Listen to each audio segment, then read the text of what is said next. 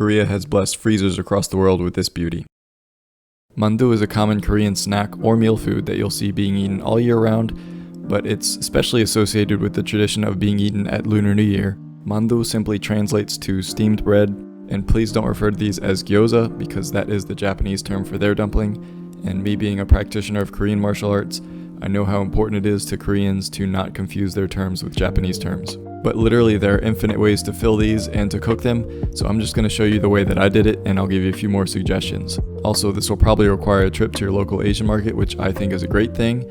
This can just be an excuse for you to go and support a locally owned family business. I started by heating a large non-stick skillet over medium heat and added a little bit of neutral oil. We're just going to cook down our vegetables for a few minutes to release some of their extra water and tenderize them a bit. I started with about 1/3 of a head of Napa cabbage that I chopped up finely. I used mostly the stalk side of it, but I included a little bit of the leafy side for contrast. Then I went in with 1/2 of a yellow onion, which I diced pretty finely. Remember, these chunks have to fit inside of a dumpling, so you don't want to make anything too big. About 4 scallions sliced very thin, including both the greens and the whites. Then 4 dried shiitake mushrooms that we rehydrated in a bowl of water for about 10 minutes, and then again chopped very finely. I let that cook about 5 to 7 minutes, stirring constantly until those vegetables start to soften. At about the 7-minute mark, I'm adding 2 to 4 cloves of finely chopped garlic, as well as about a teaspoon of chopped ginger. These two tend to burn faster than the rest of the vegetables, which is why I add them later. I'm going to give everything a big pinch of salt just to individually season the vegetables, that way they don't have to rely on the rest of the dumpling to flavor them. After about 10 total minutes of sauteing, I'm going to add in 2 liquids here that I want to cook a little bit, and that is about 1 tablespoon of fish sauce and about 2 tablespoons of mirin. I just want to slightly cook off that strong fishy taste of the fish sauce, as well as cook off the alcohol of the mirin. After about 2 minutes, those liquids should have reduced enough, and we're going to put everything into a bowl on the side and let that cool off for a few minutes. After about 10 minutes, we're going to add in our meat, and I'm doing about 1/2 pound of ground pork, as well as 1/2 pound of ground chuck that I cut up and ground myself. Tofu is another common option here. You can also do shrimp or chicken.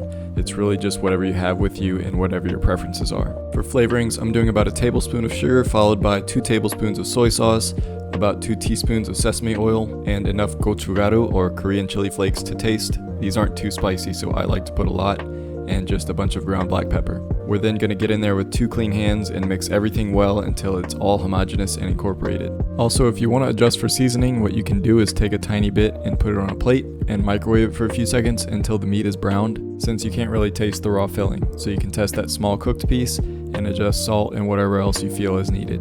Then comes the fun part, which is filling our mandu. I'm using these mandu wrappers that I found at my Asian market in the freezer section. It comes in a set of 50, which is the perfect amount for the filling that we made. I just let those defrost at room temperature for like an hour or so while I was making everything. I experimented with a few scoops that I had. This 1.5 tablespoon scoop was way too big for this, so the only other thing I could find was this 1/2 teaspoon scoop, and I did 2 of those per wrapper. So if you have a 1 teaspoon scoop, that would probably be perfect to fill everything. There's no sugarcoating it. This process is super tedious and is best done with a group, but if you're alone like me, then it's probably going to take you a couple of hours. So put on a good audiobook or podcast and get to work. Just try to fill everything in the middle so you don't mess with the edges, and once you have everything evenly distributed, you're going to take a little bit of water on your finger and draw just like a half circle on one side of the dough. That's going to help us seal.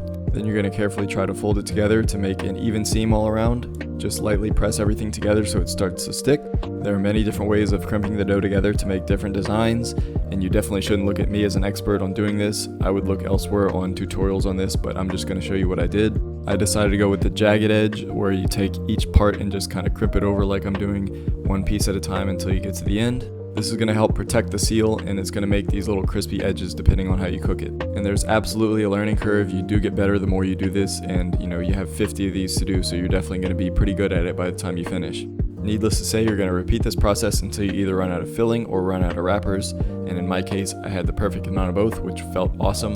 Then you're going to place each dumpling individually onto a wax paper or parchment paper lined baking sheet, and make sure they have space between them because we're going to freeze them separately. That way they hold their shape before we dump them into a plastic bag. So once you have all of them, I put them in the freezer for about 30 minutes to an hour until they're solid, and then you can put them into a freezer bag to take up less space, and at this point they'll be safe from being misshapen because they're frozen solid. These will probably keep for like 3 to 4 months in the freezer, so now you have an instant snack whenever you need one, which you can either defrost them in the fridge for at least an hour, or if you don't have that much time, you can do about 15 to 30 minutes on the counter at room temperature. Like I said, there's many ways you can cook these, and you can find many more outside of this video, but I'm just going to show you a couple ways that I did it. The simplest and probably most traditional way is steaming them. So I just took a pot with a couple inches of water and brought it to a light boil or a heavy simmer, whatever you want to call it. Then I placed my steamer basket on top with my 5 Mandu, covered that and let it steam for like 8 to 10 minutes, and they were perfect. If you want a little extra flavor, you can brown the sides.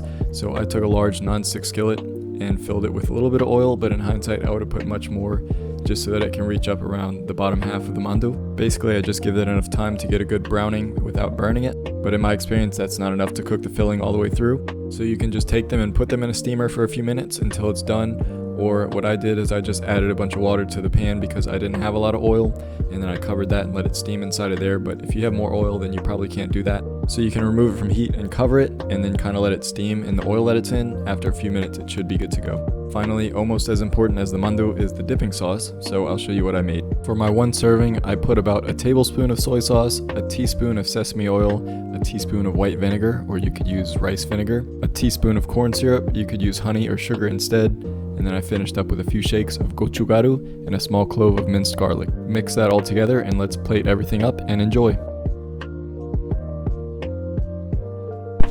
I actually made these like 4 days ago and I'm finally getting around to trying them. I've tried these in Korea and I've also tried like the Costco freezer bags full of them, but I've never done them homemade, so I'm excited to make all that work worth it. Let's dip it into the sauce. So good. Probably gonna be lava hot inside. Oh well.